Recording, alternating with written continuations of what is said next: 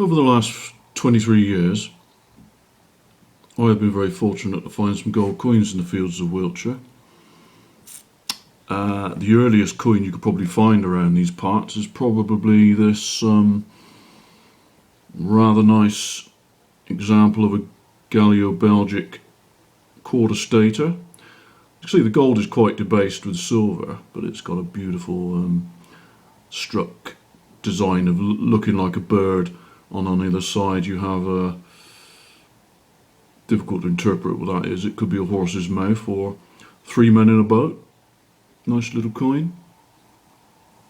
Found on a high spot on the downs there. This little beauty I found a few years ago. It's going with the Gold Max Power. It's a gold stater of the Dubonic type. Triple-tailed horse featuring a rain guide at the top and what looks like a wheel below.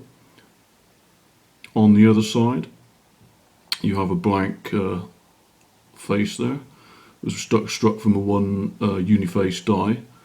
Would date to probably about 20 BC, uninscribed unfortunately, but it is from the Dubonic type, and the quarter stater would be possibly 50 BC.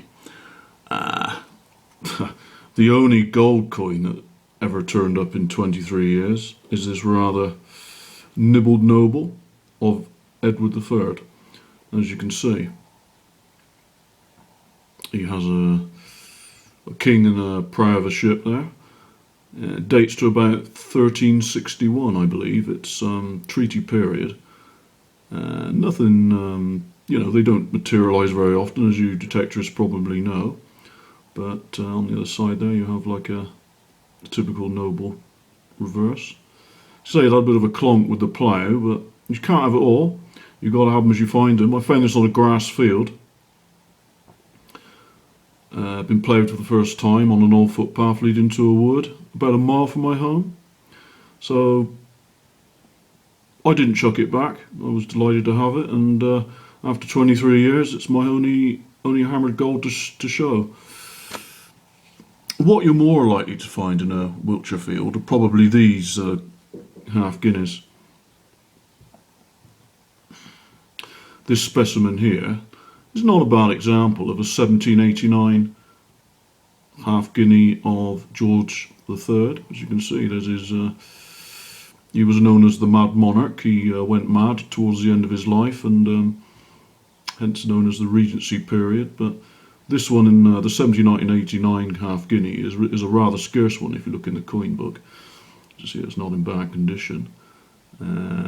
Lightning does strike twice, because a few days later, after finding that coin, I thought, well, there might be a chance of some more, and then indeed this rather beautiful half guinea of George I materialised.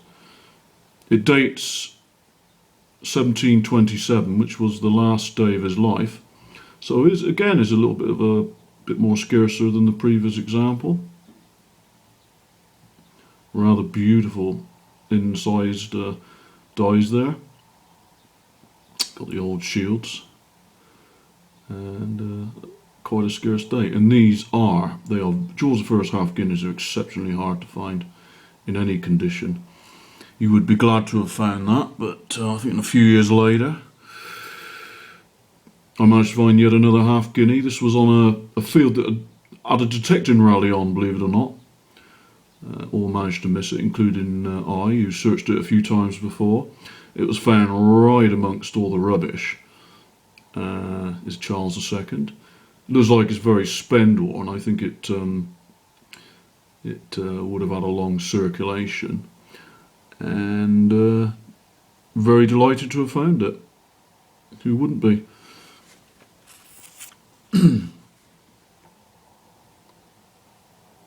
An 1858 half sovereign of Queen Victoria, also materialised in the Wiltshire fields, as you can see. Rather wonderful condition. A little bit worn on the rim, but so you've got to take them as they come. superb example. That's a little like the way it glints in the light there. You can't knock it when the old gold comes up, because to say it's a very rare in these parts. Hope you enjoyed looking at my gold, and one day I will endeavour to show you some more. Thank you very much.